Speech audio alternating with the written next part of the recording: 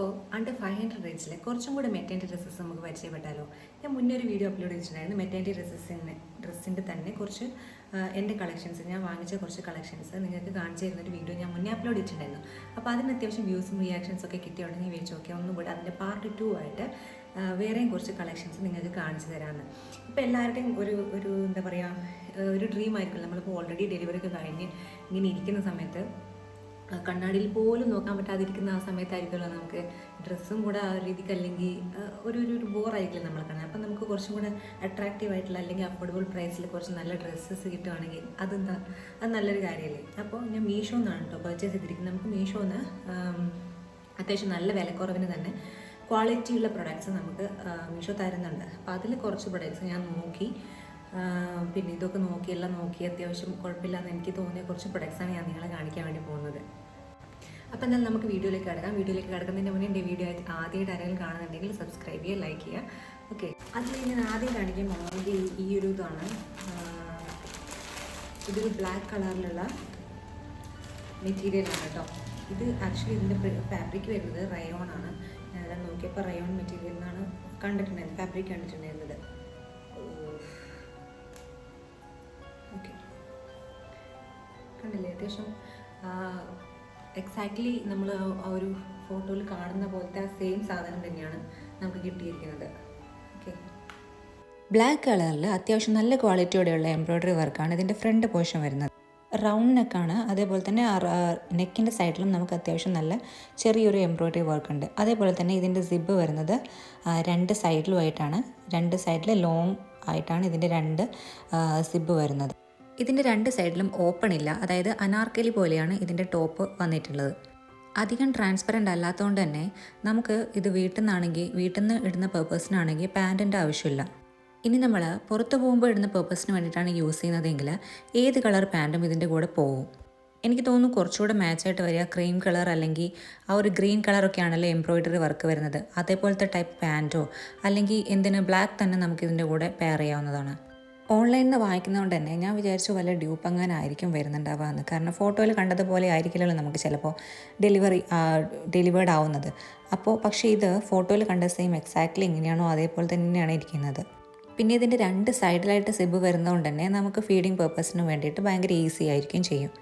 ഒറ്റ നോട്ടത്തിൽ കണ്ടാൽ ഇതൊരിക്കലും ഒരു ഫീഡിങ് ഡ്രസ്സാണെന്ന് തോന്നിയില്ല. കാരണം നമുക്ക് മുന്നിൽ സിബൊക്കെ വരുന്ന ഡ്രസ്സൊക്കെ ഇട്ട് പോകുന്ന സമയത്ത് ഒരു അൺകംഫർട്ടബിൾ ആയിരിക്കുമല്ലോ, പ്രത്യേകിച്ച് ഇപ്പോഴത്തെ ജനറേഷൻ.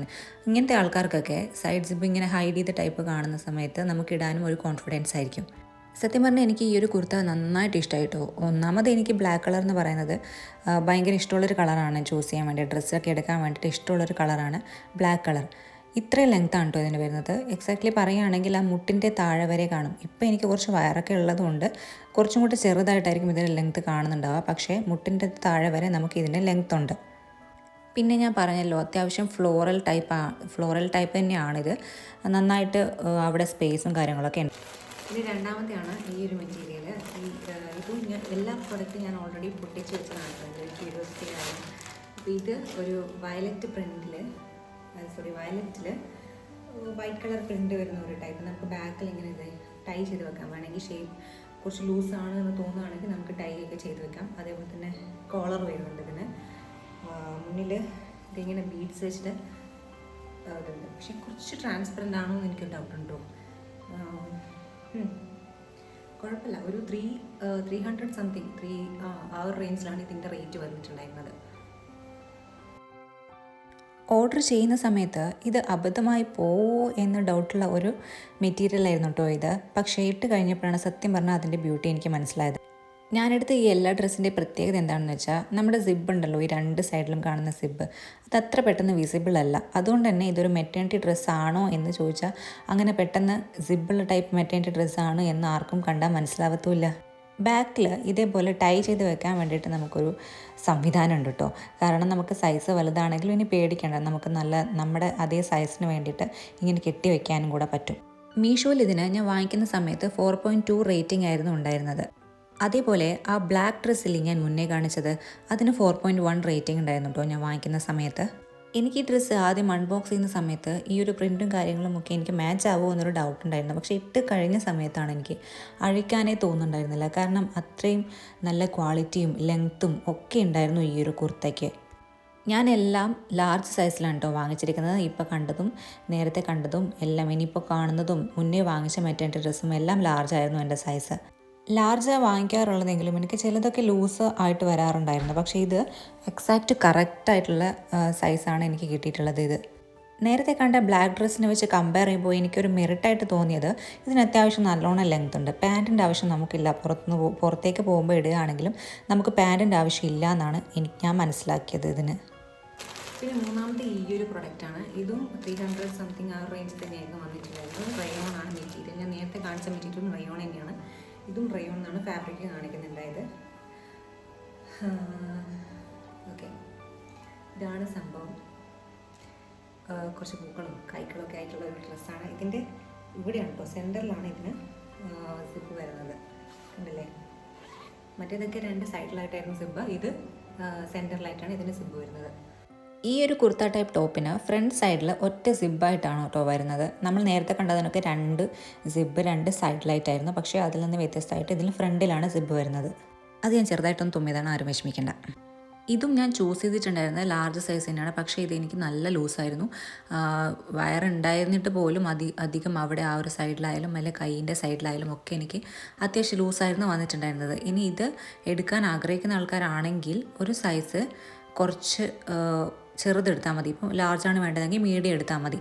എനിക്കിപ്പോൾ ലാർജ് എടുത്ത സമയത്ത് ലൂസായിരുന്നു. ഇനിയിപ്പോൾ മെറ്റേണിറ്റി, അതായത് ഡെലിവറി ഒക്കെ കഴിഞ്ഞ സമയത്ത് ഇടാൻ ഉദ്ദേശിക്കുന്ന ആൾക്കാരാണെങ്കിൽ ഒരു സൈസ് ചെറുതെടുത്താൽ മതി എന്നാണ് എൻ്റെ അഭിപ്രായം. പിന്നെ മറ്റേതൊക്കെ വെച്ച് കമ്പയർ ചെയ്യുമ്പോൾ ഇത് കുറച്ച് ട്രാൻസ്പെറൻ്റ് ആണ്.